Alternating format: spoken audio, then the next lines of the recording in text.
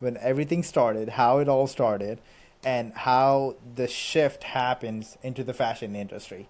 Because you can give us the insights and the background stories that a lot of people don't know, or it does not come out, you know? Yeah, So we'll true. start from the beginning, Clementina, please. Well, from the beginning, going back to my childhood, Yes, is that how far you want me to go back? exactly. So, Yes. I'm a first generation Mexican American.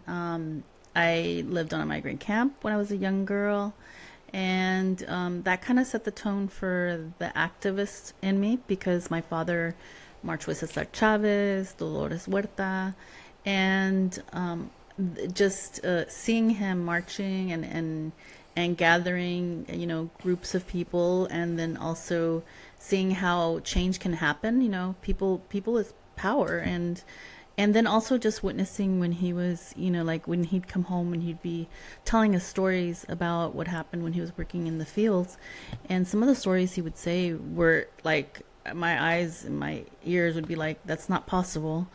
And my dad would be like, yes, the planes came over us and they sprayed us with pesticides. Ooh. And I was like, how could they do that? Working in the fields, you know you all are human beings, even animals you won't.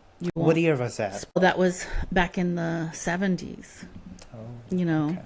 Mm-hmm. yeah, so late 70s, Okay. even into the 80s. So Mm. DDT, pesticide, eventually got banned, but Mm. not pesticides in general. There's Right. pesticides that are still being sprayed, in chemicals being sprayed over fields. Right.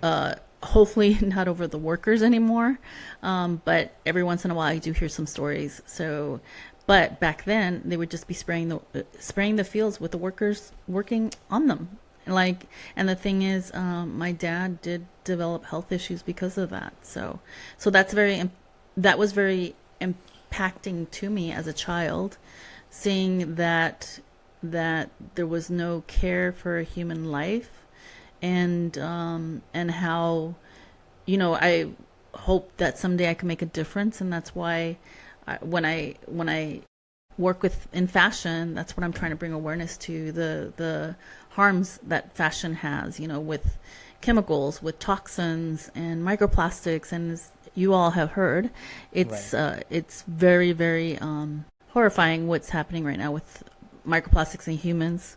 I mean, Right. we've known that they've been in animals and creatures and in the ocean, but Right. now we're seeing the evidence that it's in humans. And I've been tracking this for quite some time. I would say that probably 2020, I remember I was probably one of the first people in fashion that started talking about it and bringing. I kept talking about it. There's an app, Clubhouse. I don't know if anyone's familiar with.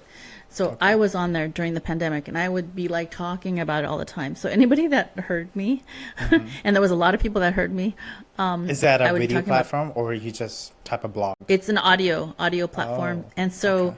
anyone that was listening to me back then, they know, like, oh yeah, I remember Clementina. She was talking about those microplastics and Mm-hmm. her cyborg babies and Oh, cyborg humans, and that's what my film is about right now. That I'm in pre-production. wow. It's titled Cyborg Human, and it's on the dystopian future of what humans, are going to look like because of the microplastics if we don't heed our warnings that we have right now. So Wow. yeah, and I'm excited because that's gonna segue into the film that I had during the pandemic, which is Upcyclers, Fashion's Mm-hmm. Climate Frontliners.